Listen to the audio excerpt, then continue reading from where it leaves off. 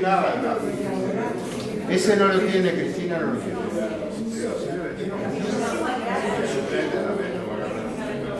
No quiero. Uno para cada mano. Bueno, así que estoy en deuda con algunos de los Dolinas. Presentación. Buenas tardes y. No pido perdón. Pensaba que había sido el partido.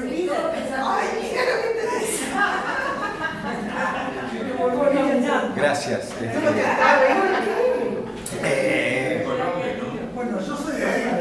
Usted es de River y está acá.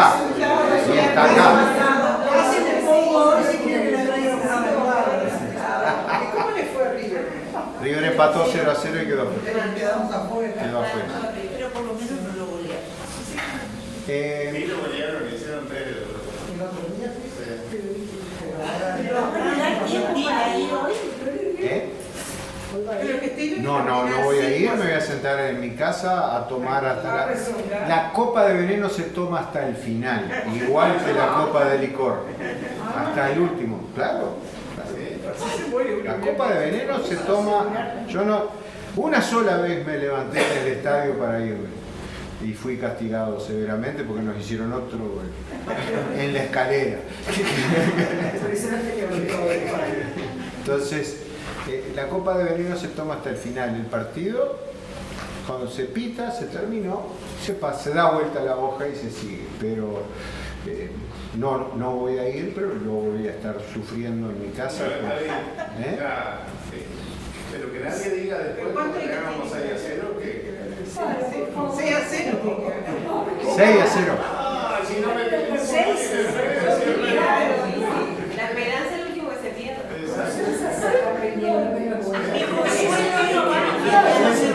Yo, 5-0 ya penales.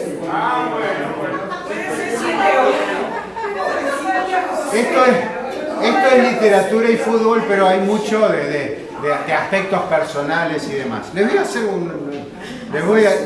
Profe, ¿de quién tenía simpatía Maradona? ¿Por Peñarol o Nacional? En general todos los reos de por Peñarol, sí. Hoy es el día de Hoy es cumpleaños de Maradona. Allá arriba va a ser una mitad. Hoy nace un. Pero se dan cuenta que hay ciertos aspectos de bloqueo en un fútbol, en una persona, en lo que fuera. La semana pasada, 23 de octubre, era el cumpleaños de Pelé, le rendimos un pequeño homenaje. Y hoy es el cumpleaños de Maradona y no lo retengo, lo recuerdo pero no lo retengo. Es decir, ¿por qué? Porque Maradona de pronto no fue una persona que yo haya admirado desde muchos puntos de vista. La literatura argentina le ha dedicado muchas páginas a Maradona y particularmente Saccheri un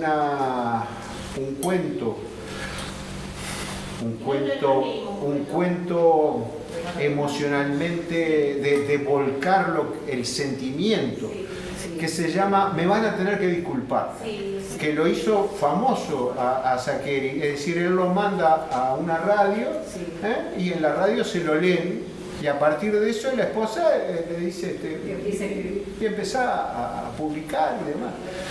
Me van a tener que disculpar es un relato de un hincha de fútbol argentino diciendo que a él lo iban a tener que disculpar en la medida en que no podía hablar de Maradona sin recordar las emociones que Maradona le había despertado. Los triunfos, las derrotas, las lágrimas, la alegría, y rescataba dentro de todo eso el Argentina 2, Inglaterra 1. ¿1 o 0? 2-1, gol de Lineker. 2-1, prestando 2-0, Inglaterra hace un gol. Argentina 2, Inglaterra 1 del Mundial de 1986. que era una cuestión de sentimiento nacional argentino de cuando se enfrentaban la selección de Argentina con la selección inglesa, como primera vez después de lo que había sido la Guerra de las Malvinas 4 años antes. Entonces, esa es una página muy rescatable. Y una frase de alguien que estuvimos trabajando, Roberto Fontana Rosa, que dice: a mí no me importa lo que Maradona hizo por su vida, me importa lo que hizo por la mía. Una cosa como jugador. Me importa lo que hizo por la mía. Es decir, ¿qué fue lo que ese hombre adentro de una cancha enalteció del orgullo nacional a través de su habilidad en el fútbol? Y lo tuve en la cabeza porque hay un muchacho de la misma edad que mi hijo. Si mi hijo cumplía el 23 de octubre, el día del cumpleaños de Pelé, que hoy está cumpliendo años, Nico de Pan de Azúcar, y lo felicité por el cumpleaños, el 30 de octubre. Si mi hijo nació el 23 de octubre de 1982, este Botija nació el 30 de octubre de 1982, ¿cierto? Y nació en la fecha de Maradona, y sin embargo no lo retengo. Y hoy podríamos haber dedicado estos primeros minutos a hablar de Maradona. ¿Qué es lo que estamos haciendo? Me van a tener que disculpar, relato de Saccheri en primera persona diciendo: yo no puedo ponerme en la vereda de enfrente, ni tirar piedras, ni hacer discursos moralistas sobre la vida de esta persona. ¿Por qué? Porque esta persona hizo adentro de una cancha de fútbol estas cosas, ¿cierto?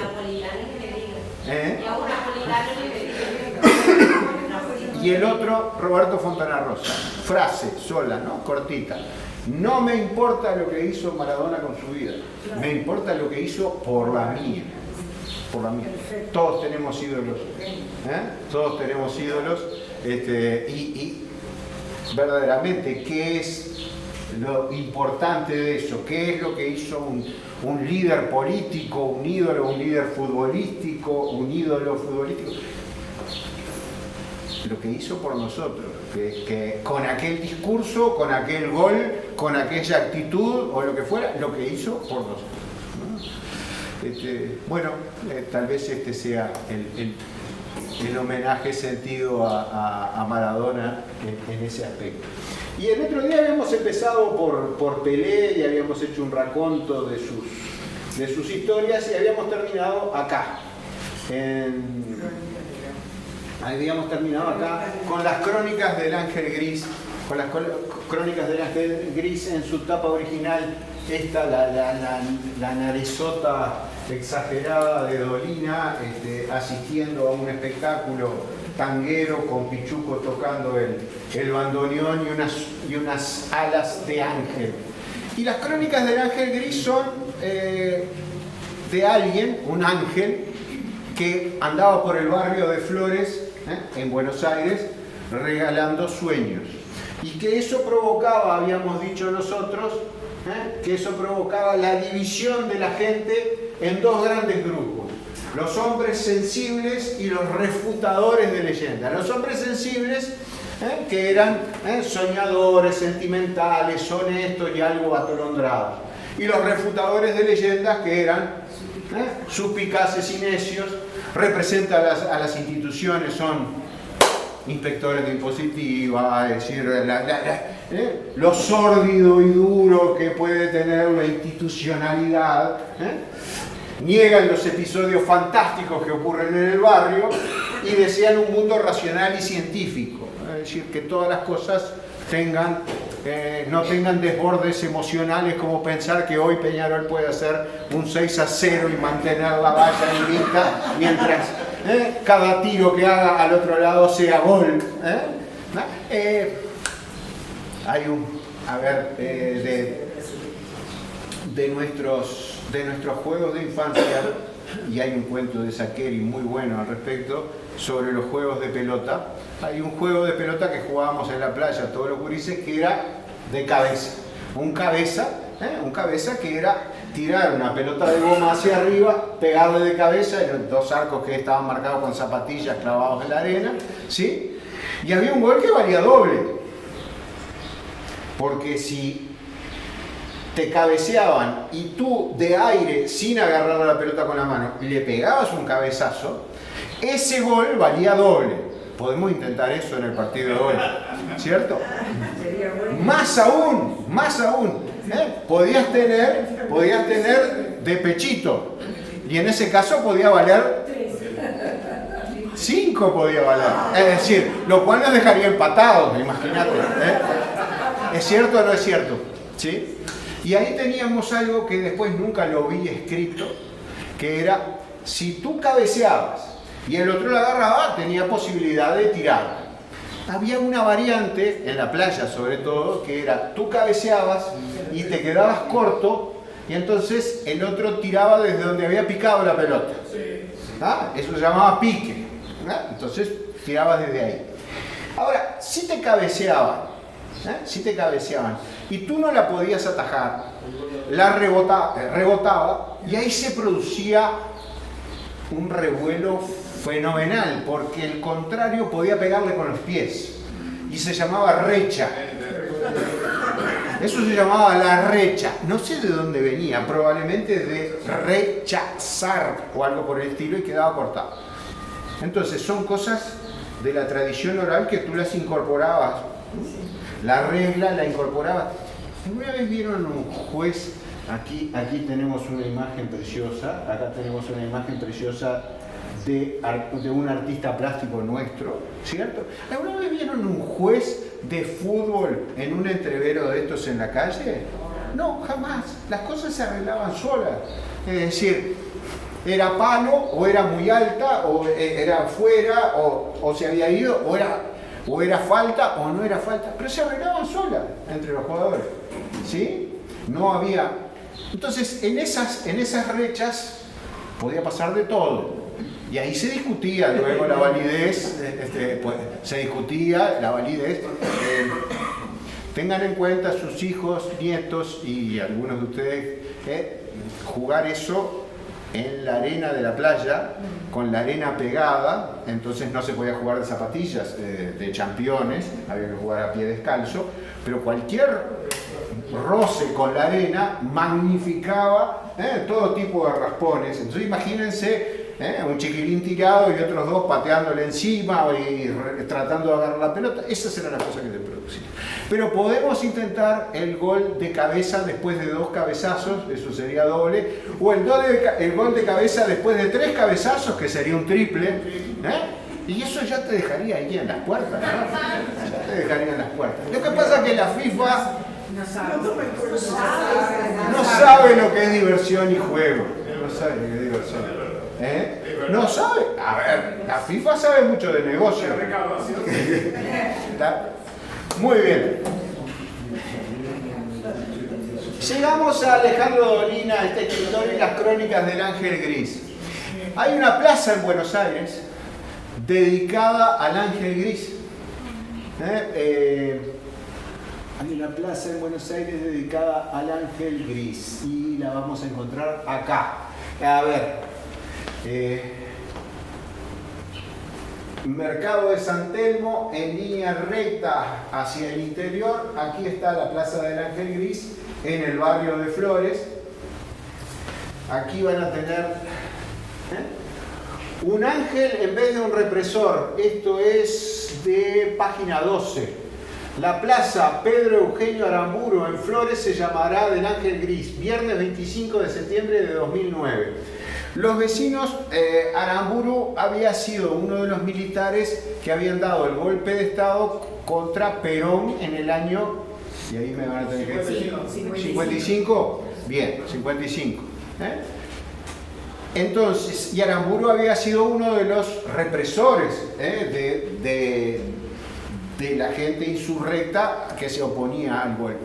Entonces los vecinos habían planteado de cambiarle el nombre a esa plaza que se llamaba Aramburu. Había tenido varias, esto después se los mando, había tenido varias instancias intendentes que vetaron nombres que habían sido propuestos, hasta que apareció el nombre de Ángel Gris para ponerle a la plaza. Y Dolina lo dice por acá, dice, no lo veo como un homenaje a mí, como dicen, sino al personaje, al que he visto pintado por los atorrantes del barrio de un artista en la estación del ferrocarril que ya no es mío porque fue aceptado por la gente. Es decir, Dolina dice, ese personaje ficticio que yo creé ha sido visto. ¿Ah? Está pintado en los muros porque los muchachos lo adoptaron y lo tienen como de él. En el 2009 se adopta esa decisión. 13 de noviembre de 1955 fue el golpe, como nos acotaban bien los compañeros allá en el fondo. Conozco ese lugar desde que no era una plaza, era un enorme baldío cercado, nos dice Dolina, con un pastizal y muchos árboles. Recordó Dolina ante una consulta de este diario. Yo nunca viví en Flores, pero conozco bien el lugar porque allí me reunía con mis amigos, con quienes tenía un grupo de música, anduvo mucho por sus calles. Y cuando volvía en el 53 a Caseros, en el ómnibus 53 a Caseros, imaginaba las historias que luego se plasmaron en un libro. Recuerda en alusión a sus crónicas del Ángel Gris, publicado en 1988. Lo tomo como una alegría íntima y muy personal. Me pongo contento y es una gran satisfacción, pero me quedo sin palabras porque una cosa así tan delicada me atañe en forma directa, concluyó. Es decir, que una plaza de Buenos Aires, dentro de la infinidad de plazas que tiene ese enorme conurbano bonaerense, se llama la Plaza del Ángel Gris. Y aquí está la inauguración con Macri. Dolina ideológicamente con Macri no son afectos, pero Macri era supongo el intendente o el gobernador sería, ¿sí? Y el jefe de gobierno Mauricio Macri y el ministro de Ambiente y Espacio Público Díaz Santilli participaron de la presentación junto al periodista y autor de las crónicas del Ángel Gris. Y obviamente acá viene una declaración política, ya son más de 80 las plazas que hemos recuperado, sostuvo el jefe comunal, las cosas que... Esto fue el 4 de junio de 2010, presentaron obras en la Plaza del Ángel Gris. Así que un personaje de ficción termina cambiando la nomenclatura de la ciudad y de un barrio donde habita esa gente. ¿Qué teníamos de el fútbol en las crónicas del Ángel Gris? Los hombres sensibles, aquellos soñadores un poco atolondrados, en los que se divide los personajes de la crónica del Ángel Gris, pensaban que el fútbol era el juego perfecto y respetaban a los cracks tanto como a los artistas o a los héroes. Es decir, consideraban a Maradona, a Pelé, a esos cracks, los tenían en tanto valor y estima como a los héroes de cualquier tipo, y a los artistas. Esos eran los hombres sensibles. Una hoja no me dejaba ver al compañero en su totalidad. Y es muy importante el contacto visual. Es decir, para este profesor es muy importante el contacto visual, saber si estoy llegando a ese fondo de ojo que les estoy haciendo en cada momento, ¿cierto? Es muy importante. Yo pensé que la maceta se iba a dejar. No creo. No, acá está en un equilibrio. Es más, corrió peligro en el momento que yo la fui a correr. A partir de ese momento estaba en mis manos. Lo cual podía ser terrible. Los refutadores de leyenda, esos hombres grises, dogmáticos, encerrados, definen el fútbol como un juego en que 22 sujetos corren tras una pelota. Entonces, dentro de quienes nos consideramos, quienes estamos en un taller de literatura y fútbol desde hace 3 años, estamos dentro de los hombres y mujeres sensibles, ¿cierto? ¿Lo consideramos el juego perfecto? Sin duda que lo consideramos el juego perfecto. Me olvidé de comentar algo dándole un cierre al Peñarol de la semana. Y lo iba a enunciar hoy a partir de la predicción que nos hizo el compañero. Y hoy, con muchísimas resistencias, entré en la plataforma de juego, la del carpincho que juega en la televisión, de apuestas. Walter, pero ¿cómo se llama la plataforma? Supermatch, con un montón de precauciones y más. Esto está quedando grabado. Si ustedes prestan atención, es un fenómeno mundial. Creo que el rival de Peñarol hoy en la noche lo va a tener en la camiseta. Las publicidades Bet35 son todas casas de apuestas. Son todas casas de apuestas de juegos deportivos. Son todas casas de apuestas. Entonces, cuando ustedes tienen una publicidad, que también va a quedar grabado, es decir, nuestros cuadros uruguayos con Antel en la camiseta, que me parece un despropósito que un ente público esté haciendo publicidad en unas entidades que se manejan con criterios no siempre tan claros y cristalinos, ¿no? Es mi opinión. La mayoría de los equipos del mundo van a tener casas de apuestas. Nuestra compañera Mercedes lo había descubierto. Casas de apuestas, y miren la publicidad estática de afuera, y muchas veces están replicando esas mismas camisetas, esas mismas publicidades, ¿no? Me animo a quedar grabado, pero no va a salir en directo. Bueno, entonces entré en Supermatch a ver qué posibilidades me daba. Yo estoy seguro que Peñarol hace 3 goles. Entonces quería apostar, digo, por lo menos dentro de la decepción de quedar eliminado, me gano, me enriquezco en forma legal de acuerdo al criterio imperante en este momento, que no puede no ser el día de mañana. Y me encontré que no estaba esa posibilidad de apuesta. Está que puede salir, no sé, 4-2, paga tanto. 4-2 paga, no sé, 120 veces lo apostado. Quiere decir que si usted pone 100 pesos va a cobrar 12.000 pesos. Podría ser una apuesta interesante, pero 4-2 no es su apuesta. Si acierta un 6-0, no sé qué le pueden hacer. Creo que le hacen un homenaje aparte de pagar. Pero no estaba esa posibilidad que a mí se me había ocurrido. Es decir, Peñarol hace 3 goles. No sé qué pasa en el otro arco. Pero entre ellos pueden apostar cuántos corners va a haber, cuál va a ser el resultado del primer tiempo. Y tiene una única precaución al entrar, es decir, que preguntarle si usted es mayor de 18 años.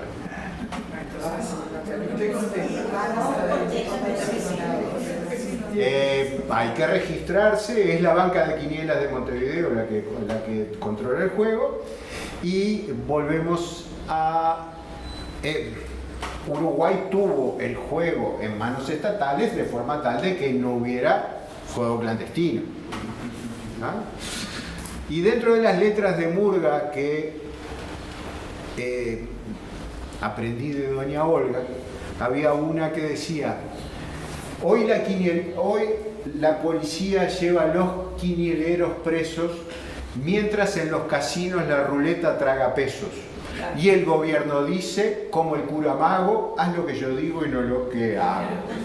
Eso lo decía una murga cuando el juego se había hecho estatal. ¿Sí?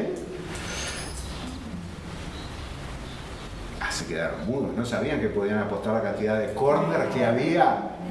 Bueno, pueden apostar distintas cosas, pero no pude encontrar esa apuesta. No quiere decir que si lo hubiera encontrado la hubiera jugado. No quiero decirlo, pero podría decir. Hay un gen lúdico que está presente en mí, sin duda. Por eso no juego en general. Pero Yo soy propenso a todas las adicciones, señora. Todas.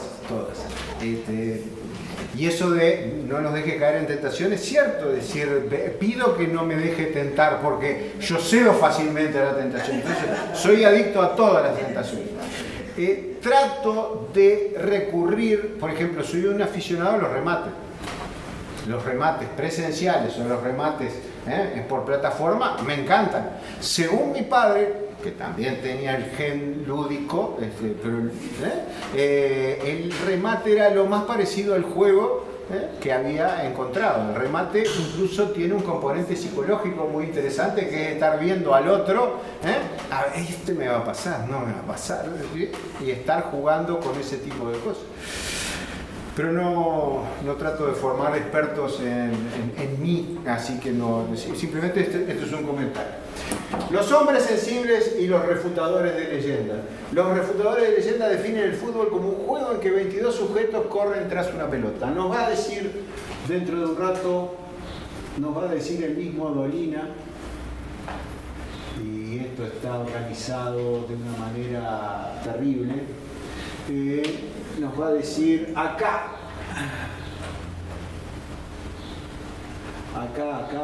en algún lado de estos, nos va a decir Dolina que simplificar el fútbol como una gente que corre detrás de una pelota es como decir que una novela es una conjunción de papel y de tinta, ¿cierto? No, es una elección de las palabras, de los personajes, de las situaciones, una selección. Eso es una novela. 22 tipos corriendo detrás de una pelota. Parece una cuestión de crisis porque no le dan una pelota a cada uno, ¿sí? Sin embargo, detrás de la concepción de ese juego perfecto hay muchas otras cosas. Bueno, ¿qué estuvimos trabajando de Dolina aparte de haber obviado esto de que existía una plaza? Estos apuntes de un célebre puntero, Héctor Ferrarotti, otro personaje ficticio, donde se habla de, en Villarrizo todos los partidos terminan con la aniquilación del equipo visitante.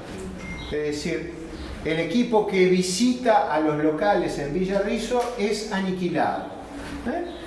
Si un cuadro tiene la mala ocurrencia de ganar, su destrucción se concreta a modo de venganza. Si el resultado es una igualdad, la viada obra como desempate. Y si, como ocurre siempre, los visitantes pierden, la violencia toma el nombre de castigo de la torpeza. No quiero irme sin vincular esto con cuentos que hemos trabajado. Puntero izquierdo de Benedetti. Para jugar más allá de propios hay que tenerlos bien puestos, ¿cierto? Es decir, ¿qué es lo que nos estaba diciendo? Que había canchas que eran muy difíciles, desde todos puntos de vista. ¿Cuál es la denuncia que hace ese puntero izquierdo de Benedetti? Es que ahí, en esas canchas, dice, si te hacen un penal, no es como los mamitas del estadio, literalmente, no es como los mamitas del estadio que se revuelcan en el piso. Si te hacen un penal, no te despertás hasta el otro día, ¿tá? Eso es penal, ¿tá? Eso es penal, ¿tá? Entonces, entender que no hay un fútbol, que no son todos partidos de la liga inglesa, hay partidos en Villarrizo donde sabes que la viada va a venir, ganes, pierdas o empates. La cancha de Basáñez. La cancha de Basáñez, que Jaime Ross hace la canción diciendo la hinchada del Basáñez, eso que los cronistas le llaman parcialidad. Esos tipos no son parciales, es que nunca fueron imparciales, están absolutamente jugados, y particularmente probablemente a la destrucción del equipo visitante. Estos apuntes que son así en el libro, ¿no? Es decir, en Caseros hubo una cancha entrañable que tenía un árbol en el medio y que estaba en los terrenos de una casa abandonada. Es decir, ¿qué le había hecho ser elegida como cancha de fútbol? El hecho de que era un terreno abandonado, entonces los muchachos se ponían a jugar, pero en el medio había un árbol, ¿cierto? Y a ver, se juega fútbol contra una pared lindera usándola de tambor para que rebote, ¿cierto? El mismo jugador que va corriendo, si no tiene a nadie para hacerle el pase, la hace rebotar contra la pared y sigue. ¿Por qué? Porque la regla se estructura en base a el conjunto de muchachos que se juntaron a jugar. El cordón de la vereda. Hacerla picar en el cordón de la vereda. ¿Está? Es decir, cuando te picaba en el cordón de la vereda quedaba habilitado el juego libre. Ese tipo de cosas son entrañables aquí en estos apuntes de Ferrarotti. En un potrero de Palermo había oculta entre los yuyos una canilla petiza que malograba a los delanteros veloces. Es decir,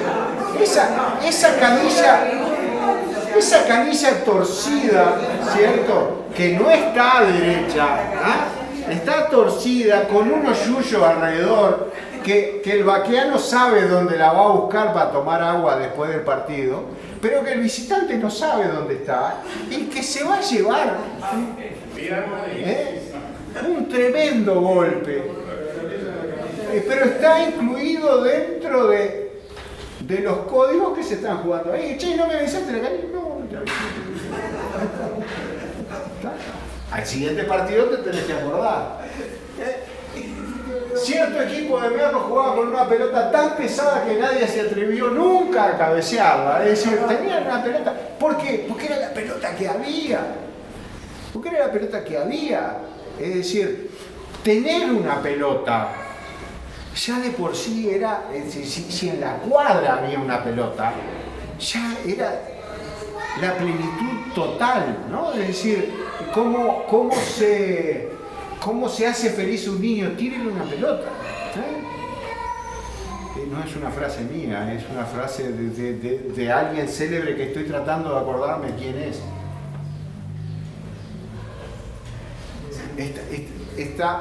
No tuvimos tiempo, la enunciamos simplemente. En un lugar preciso de la cancha de Piraña, incluso un compañero sobre el final de la clase me dijo, a nivel local hubiéramos dicho del Piraña, ¿no?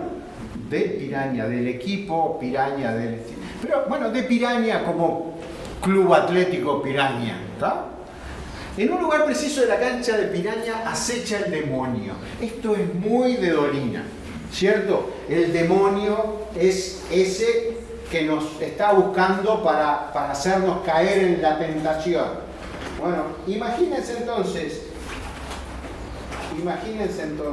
no quiero tirar para arriba, que no quiero qué cosa puede salir de dentro de esta...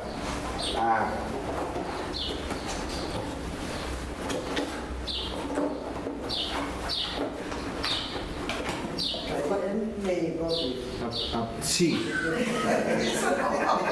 Sí, Mary Poppins, pero encontré el desollinador nada más.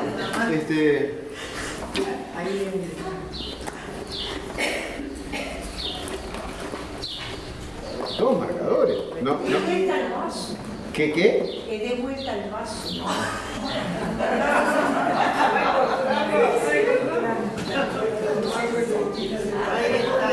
No, estos son resaltadores. Jamás.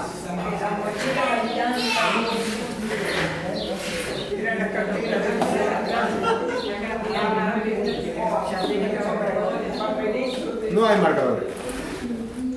No hay marcadores. Acá está. Así que una cancha de fútbol de forma aproximadamente rectangular, en un lugar preciso de la cancha de Piraña, acecha el demonio. Es decir, que en ese lugar vamos a caer vamos a dar, vamos a topar, vamos a encontrarnos con el demonio. ¿Qué puede pasar? ¿Cuáles son las alternativas dolinianas a ese encuentro con el demonio? A veces los jugadores pisan el sector infernal, adquieren habilidades secretas, hacen el pacto con el diablo. Mi niñez estuvo marcada por Narciso Ibáñez Menta y el pacto con el diablo. El hombre que volvió de la muerte, el pacto con el diablo. ¿Sí? Terrible, los viernes de noche te quedaban. Después no iba ni al baño. Entonces, eso te provocaba, es decir, escucho a Dolina o leo a Dolina con un sector donde acecha el diablo y tengo presente que el diablo me va a hablar no con la voz de Narciso Ibáñez Menta, sino que me va a hablar con una voz que me va a tentar de alguna manera. Bueno, ¿qué pasa con algunos que pisan ahí? Bueno, adquieren habilidades secretas, convierten muchos goles, triunfan en Italia, se entregan al lujo y se destruyen. El destino ese del que pactó, de que el que obtuvo lujo, riqueza, habilidades, lujo, riqueza, pongámoslo en orden, ¿no? Habilidades, lujo, riqueza, fama, fortuna, es destruirse. Bien, se lo tiene merecido, fantástico. Otras veces los jugadores pisan al revés, lo hacen sin querer, están retrocediendo y entran en la zona infernal, se entorpecen, juegan mal, son excluidos del equipo, abandonan el deporte, se entregan al vicio y se destruyen. Y la tercera opción es ni acercarse a la zona infernal. Hay quienes no pisan jamás el coto del diablo y prosiguen oscuramente sus vidas. Padecen desengaños, pierden la fe y se destruyen. Es decir, en la filosofía doliniana, todos nos vamos a destruir. Todos nos vamos a destruir. Esos son los apuntes de Ferrarotti. Conviene no jugar en la cancha de Piraña. Esa es la conclusión final. Es decir, si tú te vas a destruir por fama, por fortuna, por habilidad, porque te vas a endurecer y te vas a destruir, o porque vas a seguir una vida oscura, entonces ¿qué? No vayas a la cancha de Piraña. No vayas a la cancha de Piraña. No entres en tentación. No entres en tentación. Si vamos a hoy, jugamos el centenario.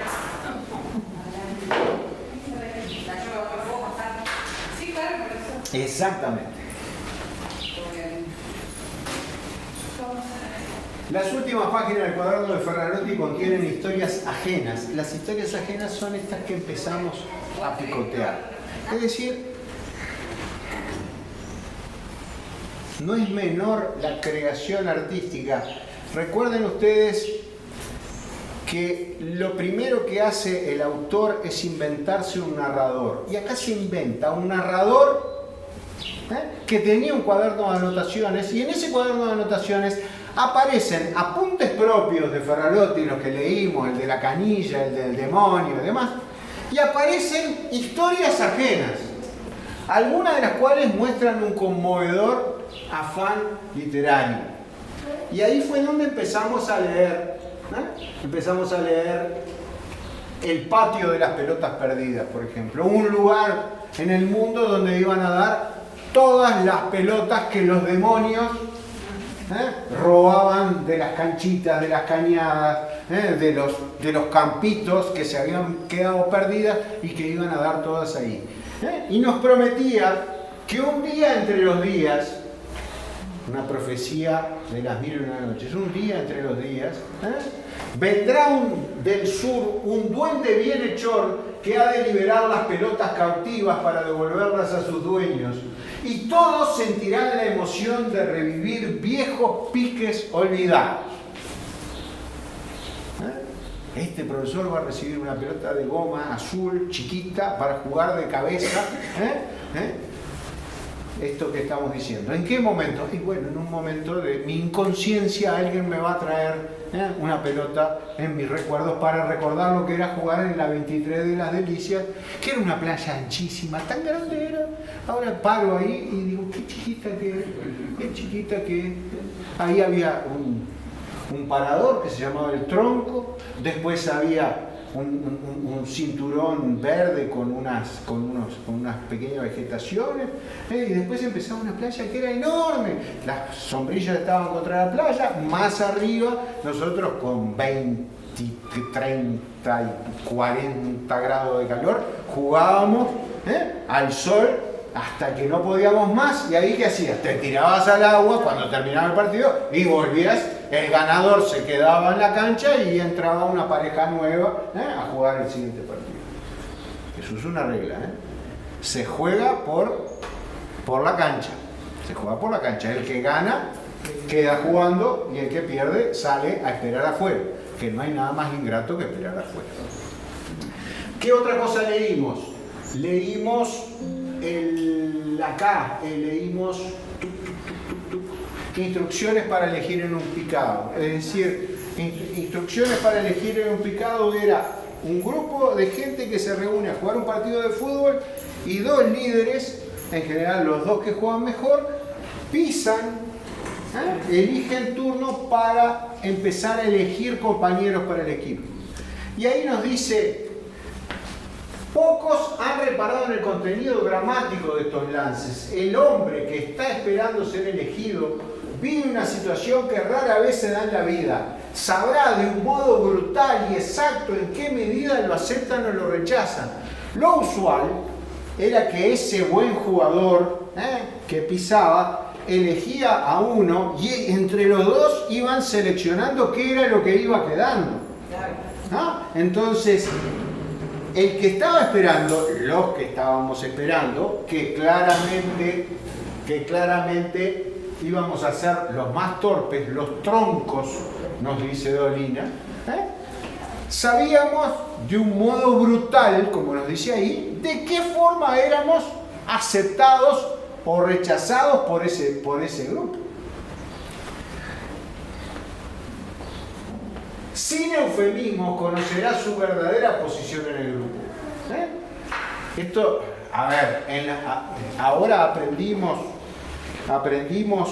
lo que son en las manadas, los machos alfa, ¿cierto? Bueno, acá era determinar en qué nivel de la manada te encontrabas. A lo largo de los años, muchos futbolistas advertirán su decadencia conforme su elección sea cada vez más demorada. Pero lo más importante de todo, el que elegía casi siempre observó que sus decisiones no siempre recaían sobre los más hábiles. En un principio se creyó poseedor de vaya a saber qué sutilezas de orden técnico que le hacían preferir compañeros que reunían ciertas cualidades. Cuando tuvimos que armar, lo decíamos el otro día con respecto a una cuadrilla, un turno de guardia en el trabajo, la comisión, famosa comisión que siempre tenés que armar para hacer algo. Los reúnes la gente, pero las reúnes por determinadas características, porque sabes que van a trabajar bien juntas, por ejemplo, ¿no? Un día comprendió que lo que en verdad, en un principio se creyó poseedor de vaya a saber qué se utiliza la orden técnico que le hacían preferir compañeros que reunían ciertas cualidades. Pero un día comprendió que lo que en verdad deseaba era jugar con sus amigos más queridos. Por eso elegía a los que estaban más cerca de su corazón, aunque no fueran tan capaces. El criterio de Mandel, y esto es muy doliniano también, parece apenas sentimental, pero es también estratégico. Y acá cierra. Uno juega mejor con sus amigos. Ellos serán generosos, lo ayudarán, lo comprenderán, lo alentarán y lo perdonarán. Un equipo de hombres que se respetan y se quieren es invencible. Y si no lo es, si te tocó perder 5-0, Más vale compartir la derrota con los amigos que la victoria con los extraños o los indeseables. Es decir, son los mismos tipos con los que te abrazaste cuando el gol. Son los mismos tipos con los que te abrazaste cuando el gol y no te señalaste el número de la camiseta diciendo fui yo el que lo hice. No, te abrazaste con ellos porque querías compartir esa alegría con él. Compartir las alegrías, compartir las tristezas. Es decir, eso es lo fundamental de los equipos. Un chiste muy malo y muy malo. Es muy bueno, digo, pero no sé a qué nivel lo puedo hacer. Un náufrago en una isla. Un náufrago en una isla ve un bote que se está rompiendo en el arrecife, se tira al agua, rescata a una persona, la lleva para la playa y era una muchacha, no sé, una actriz de cine, Kim Basinger, en su tiempo. Era Kim Basinger, ¿no? El tipo hacía 15 años que estaba en esa isla solo, ¿no? Y entonces Kim Basinger recupera el sentido y dice, ¿qué puedo hacer por usted? Antes de que se rompiera mi nave, es decir, usted me vio en una chalupa donde veníamos, me salvé del yate que se había hundido, pero antes de eso ya habíamos mandado el SOS, nos van a venir a rescatar. ¿Qué puedo hacer por usted? El tipo se muerde el labio de abajo, ¿no? Le dice, mire, yo no quiero importunarla, pero hace 15 años que estoy solo en esta isla, dice, y tenerla a usted acá. Y si usted dice de tener relaciones, usted y yo, sí, ningún tipo de problema. Mientras esperamos, y el tipo, sus 15 años de abstinencia con Kim Basinger quedan satisfechos. Queda tirado en la arena y le dice, ¿puedo hacer algo más por usted? Y le dice Kim Basinger. Dice, sí, mire, allá en aquella choza hecha de hojas de palmera, dice, está la ropa con la que yo estaba vestido cuando naufragué acá. Y si usted podría vestirse con esas ropas y tomar el aspecto más varonil que usted pudiera. Y dice, sí. Dice, bueno, si es su deseo. Entonces va Kim Basinger a la choza, se viste con esas ropas, adopta la actitud más varonil que puede y se le acerca. Y este otro que estaba todavía tirado en la arena se levanta y dice, se pasa una mano por el hombro y dice, ¿sabés, cacho, con quién estoy en pareja?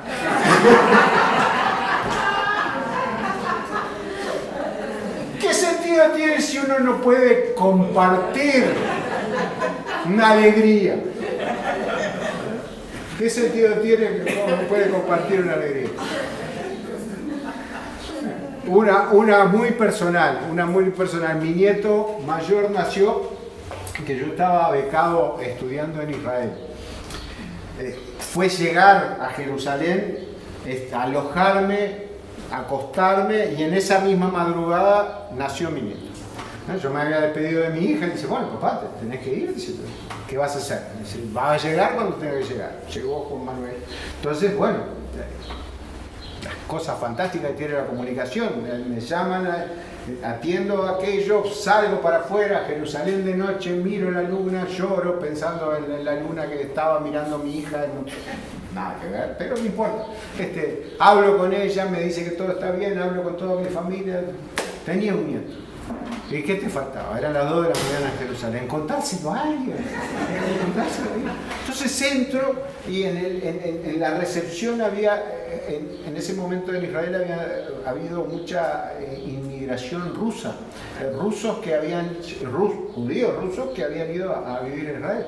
Entonces, muchas veces apenas hablaban inglés, pero estaban ahí. Entonces, cumplían funciones de servicio.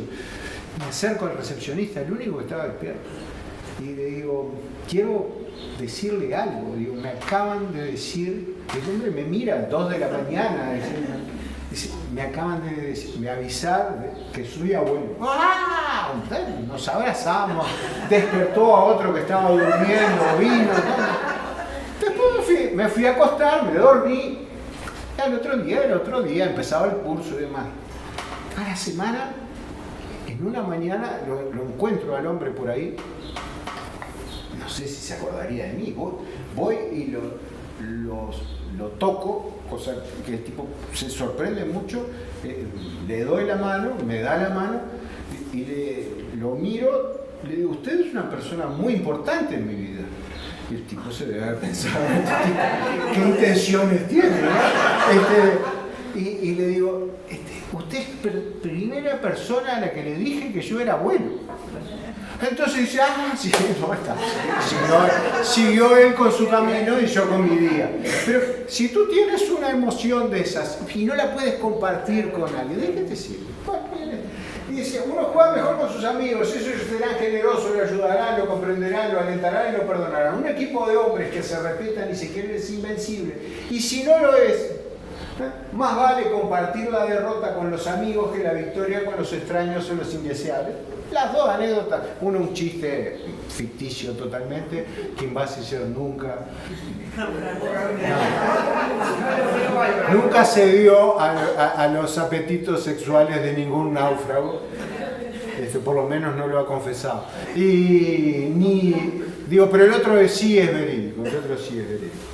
Este fue uno de los cuentos que supuestamente estaban escritos en un cuaderno de apuntes de Ferrarotti, como de un cierto valor literario que correspondían a otras personas que lo habían escrito.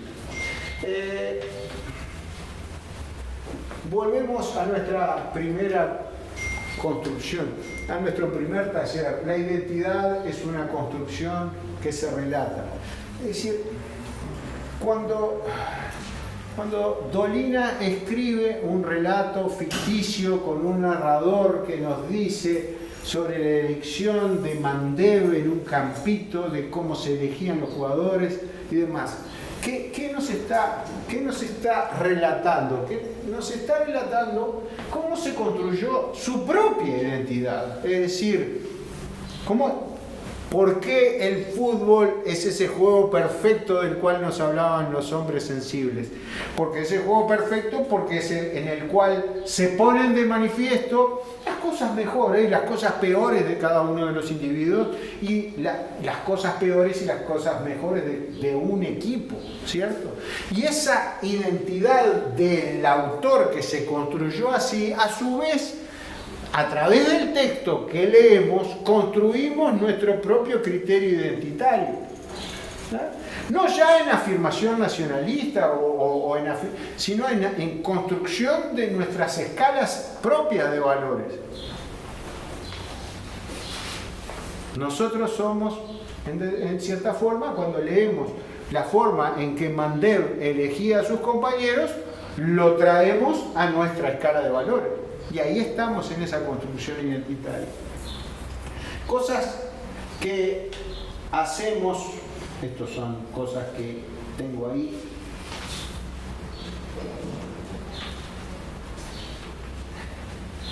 Este es otro cuento que ustedes tienen en ese librito, que también tienen que ver con ese fútbol de baldío, con ese fútbol improvisado, con ese fútbol no necesariamente de camisetas, de jueces, de espectáculo, sino del aspecto lúdico, ¿no?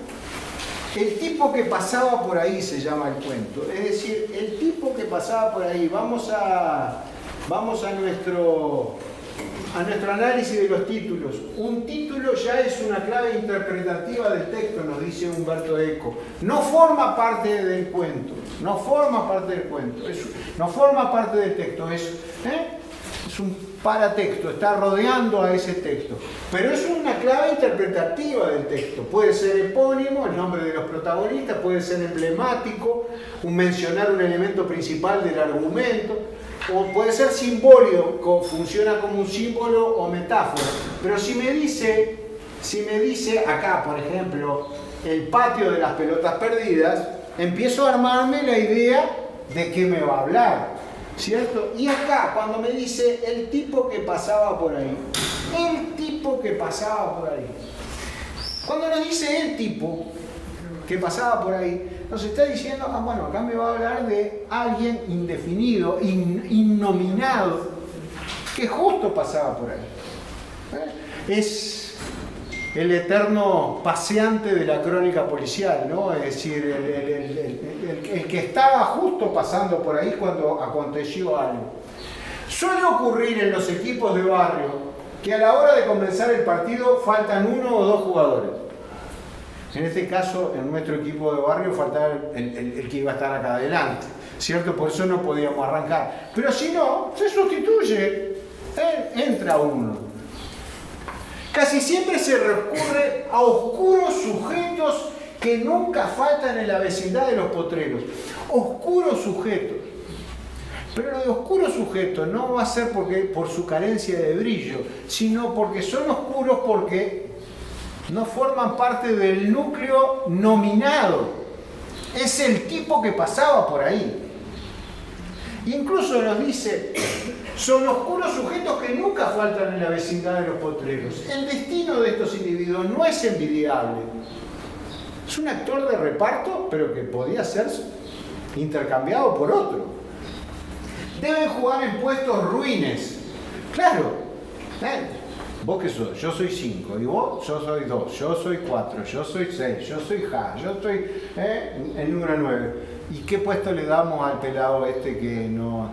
Sí, bueno, que está libre, Ja izquierdo, puntero izquierdo. ¿Ah? Pero soy derecho. Y bueno, y anda. ¿Qué va a hacer? Puestos ruines. Puede ser golero, puede ser golero. Es decir, no tenemos a nadie, puede ser golero. No anécdota propia, sino anécdota prestada. Nuestro hijo, estudiando en Francia, decía, los latinoamericanos éramos bárbaros, argentino, uruguayo, chileno. Dice, pero argentino, uruguayo, dice, nos parábamos atrás, en el fondo de la cancha. Los franceses eran todos delanteros, ¿no? Entonces ellos todos jugaban de delantero y los separaban acá atrás de la cancha y cuando llegaba la pelota, ¡pum!, le pegaban para adelante, ¿cierto? Y ese era todo el oficio y arte de los argentinos y uruguayos que jugaban con los franceses. Los franceses querían jugar todo adelante, se comían la pelota, comerse la pelota es no pasársela a nadie, eran los habilidosos, ¿sí? Corrían mucho, eran todos muy vistosos y le agarraba la pelota a un argentino y uruguayo, ¡pum!, para el otro lado, empezar todo de nuevo, ¿sí? Bueno, ¿qué habían elegido? Deben jugar en puestos ruines, nadie les pasa la pelota y soportan remoquetes de ocasión, apodos de ocasión. Remoquetes de ocasión como gordito, pelado o celeste. A veces se le pregunta, ¿cómo te llamas? Pablo. Pablo, vení para acá. Pero si el tipo...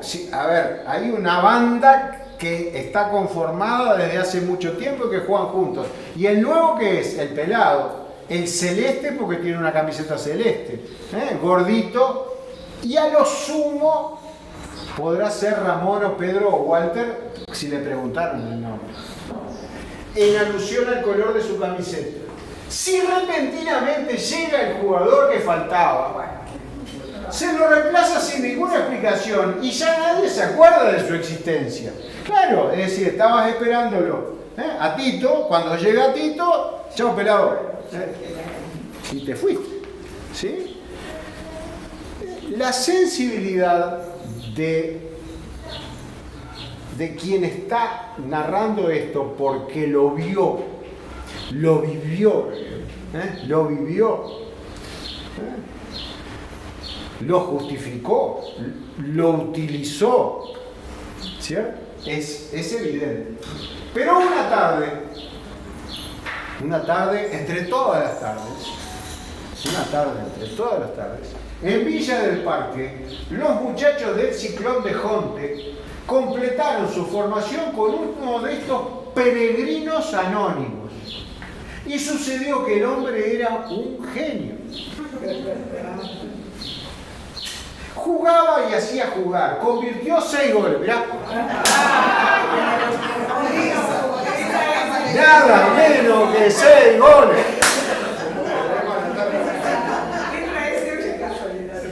Y realizó hazañas inolvidables.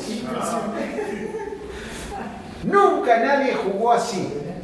Al terminar el partido se fue en silencio, tal vez en procura de otros desafíos ajenos. Ajenos, no eran de él.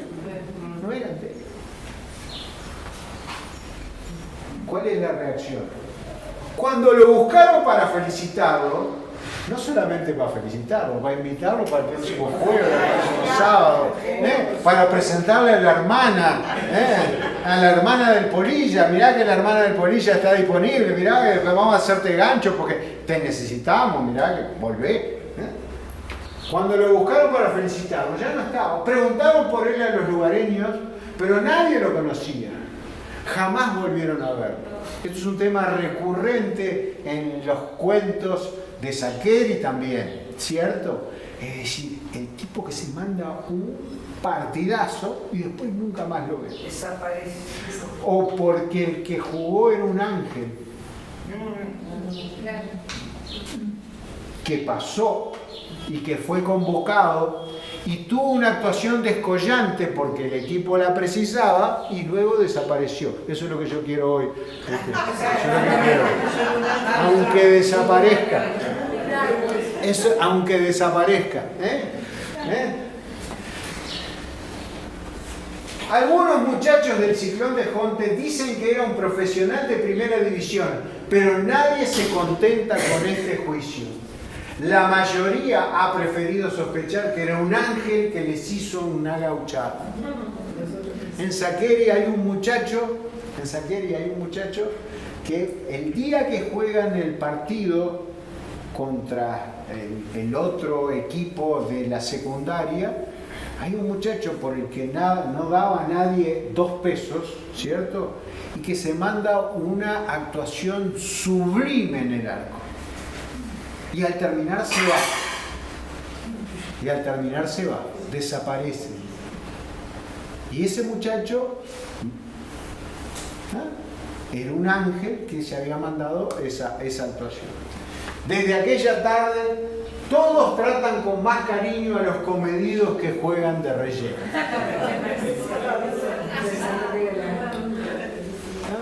Es decir,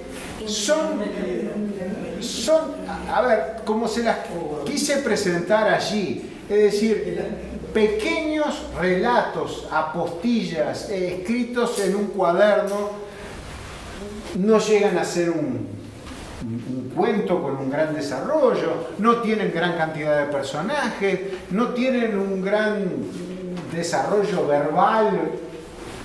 Sin embargo, te llenan en muchos aspectos. Es decir, ¿qué cosa? Gente que es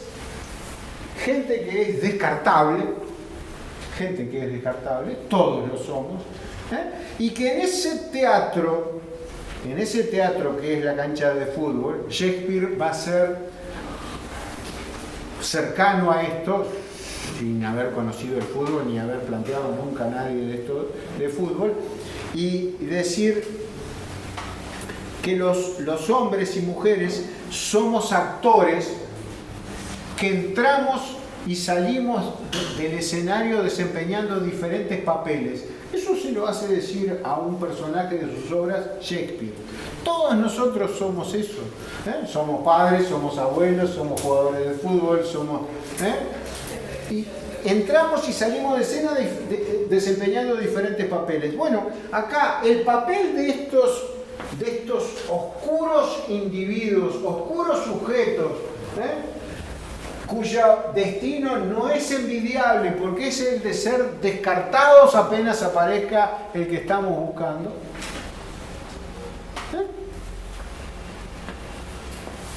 Salvo que pase esto, es decir, que seamos en determinado momento testigos, o seamos nosotros, ese ángel que la situación precisaba. Yo creo que es una cosa muy profunda y concreta en muy poco desarrollo, pero en una cancha de fútbol. Salieri no sabía, lo mismo que Dolina, Salieri nos decía, yo no escribo de fútbol, escribo con el fútbol como telón de fondo, pero lo que estoy contando son historias de gente sencilla que juega o practica o sufre o se divierte con el fútbol. Esto es una historia de gente sencilla que juega al fútbol. Esta es una historia sencilla de gente que juega al fútbol. También, volvamos a Humberto Eco. El título nos introduce en el texto. El referí demasiado justo. ¿Qué es eso de un referí demasiado justo? Pasémoslo a nuestra jerga uruguaya. Referí le dicen los periodistas deportivos argentinos, ¿cierto? Los uruguayos dirían un juez demasiado justo. ¿Se puede ser demasiado justo? Se puede ser demasiado justo. Bueno, veamos a ver por qué dice demasiado justo. El Colorado de Felipe era referí contra la opinión general que lo acreditó como un bombero de cartel. Acá hay que hacer una reflexión. Bombero. Un bombero en la jerga futbolística es alguien que te bombea, que te saca, ¿cierto? Un juez bombero es un juez que te quema, ¿cierto? Y que te expulsa, que te flecha a la cancha. Un bombero es uno que te vende el partido, ¿cierto? Te lo desvirtúa. ¿De dónde viene? No sé, de prenderte fuego, de cartel, un bombero de cartel, contra la opinión general. Es decir, todo Flores decía, lo acreditaba como un bombero de cartel, como alguien que no conducía bien los partidos y que podía tener favoritismo. Quienes lo conocieron bien juran que nunca hubo un árbitro más justo. Punto. Seguido.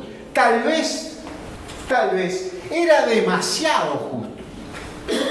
Entonces la pregunta que uno se formula al llegar al punto ese de la lectura es: ¿cómo se puede ser demasiado justo? En la sesión pasada decíamos el reparto de la Coca-Cola. Bueno, uno reparte, pero el otro elige primero, ¿cierto? El juez argentino que yo les decía, el juez argentino abuelo, que decía, bueno, está bien, uno de los nietos reparte, sí, reparto yo la Coca-Cola, estoy dando fantástico, sí, pero el otro elige primero. Conclusión, ¿no? La medías desde todos lados. ¿Se puede ser demasiado justo? Veamos por qué. De Felipe no solo evaluaba la jugada para ver si sancionaba alguna infracción, no solo miraba la jugada para decir, acá hubo falta. No. Sopesaba también las condiciones morales de los jugadores involucrados. Ustedes me van a decir, esto es mentira. Después y seguramente surjan alguna anécdota más al respecto. Sopesaba también las condiciones morales de los jugadores involucrados, sus historias personales, sus merecimientos deportivos y espirituales. Es decir, al ver una jugada de infracción, antes de cobrar, sopesaba las cualidades morales, los antecedentes de esos jugadores. Hay gente que ha jugado mucho fútbol acá. ¿Y eso es posible? Sí, hay muchos casos en los que los jueces le han dicho, tenés permiso para pegarle una patada a un jugador. ¿Por qué? Porque el otro estaba en una actitud sumamente antideportiva y entonces, y eso está documentado en entrevistas años después, ¿no? ¿Es cierto o no es cierto? ¿Está? Hay jugadores uruguayos que pedían permiso del juez para dar una... Sí, voy a pegarle a tal. Y le decía, sí, pegar. Y después el juez le decía, se te fue la mano. Se te fue la mano. ¿Sí? Pero hay casos. Y de figuras importantes. ¿Cómo no? Sí, acá en Uruguay, que yo recuerde, Lembo dio un golpe porque se lo permitió el juez. ¿Sí? Y después el juez lo llamó y le dijo, se te fue la mano. Se me fue la mano. Pero sí, eso pasa. Eso pasa. Me dicen, bar, no bar, esas son cosas que suceden adentro de la cancha en un ámbito menos observado del que hoy tenemos en la actualidad. de Felipe no solo evaluaba las jugadas para ver si sancionaba alguna infracción, sopesaba también las condiciones morales de los jugadores involucrados, sus historias personales, sus merecimientos deportivos y espirituales. Recién entonces decidía. No era lo mismo expulsar a Francescoli, por ejemplo, después de un tipo que recibía decenas de infracciones por partido. Si en algún momento reaccionaba ese jugador de fútbol, ¿ya? Es decir, el juez iba a contemplar todo ese historial de patadas. Sin embargo, lo echaron en una final de una Copa América en 1900, contra Chile en 1987. 1987 fue expulsado. Fue expulsado. Y había recibido patadas de todos los colores, tamaño y forma. Y él reacciona y lo echa. Recién entonces decidía, sopesaba todo eso y siempre procuraba favorecer a los buenos y castigar a los canallas. ¿Cómo saberlo? ¿Cómo saberlo? Jamás iba a cobrarle un penal a un defensor decente y honrado. Ni aunque el hombre tomara la pelota con las dos manos. En cambio, los jugadores pérfidos, holgazanes o alcahuetes eran penados a cada intervención. ¿Cuál era el destino de este juez? Que le dieran una paliza en cualquier lugar del mundo. Imagínense, no me acuerdo cómo se llamaba la villa que habíamos nombrado. Creía que su silbato no estaba al servicio del reglamento, sino para hacer cumplir los propósitos nobles del universo.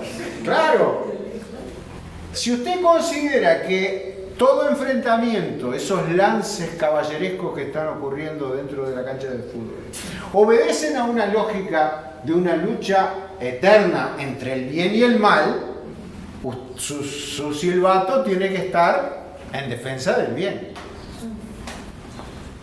Aspiraba a un mundo mejor, donde los pibes melancólicos y soñadores salen campeones y los cancheros y compadrones se van al descenso.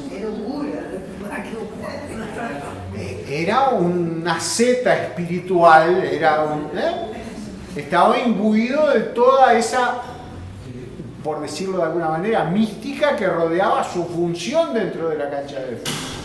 ¿Iba a ser entendido? No, probablemente no lo fue. Parece increíble.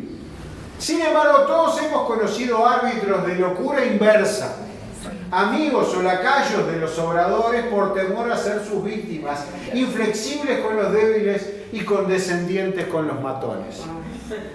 Probablemente Dolina esté yéndose de la cancha de fútbol y hablándonos en un plano general, ¿cierto? Pero ese plano general también va a involucrar el rectángulo del campo de juego, incluyendo el sector del maligno donde tiene su hechizo en la cancha de Piraña. Una tarde casi lo matan en Ciudadela. Los hombres sensibles de Flores lamentaron no haber estado allí para hacerse dar una piña en su homenaje. Claro, los hombres sensibles, esos que ven el fútbol como el juego perfecto, lamentaron no haber estado en esa... ¿Ya estamos? Ya estamos. Bueno, ¿qué tuvimos hoy? Un refrito de lo mismo que ya habíamos visto, pero muchos compañeros no habían estado. Un montón de reflexiones personales y anécdotas casi verdaderas. Una premonición de los 6. Una premonición de los 6 con un ángel que llegue, haga los 6 goles, aunque la Conmebol dé por perdido el partido porque no estaba inscrito en la lista de buena fe. Ahí está. El ángel negro, mirá, en vez de gris, el ángel negro. Y se llevan un cuento de Kim Basinger que lo tienen que hacer con todas esas precauciones que yo me tomé hoy de hacerlo también. Nos vemos el 6 de noviembre y disculpen por la tardanza de hoy. ¿Cómo era Kim Basinger? Era más. ¿Eh? Era más Pero bueno.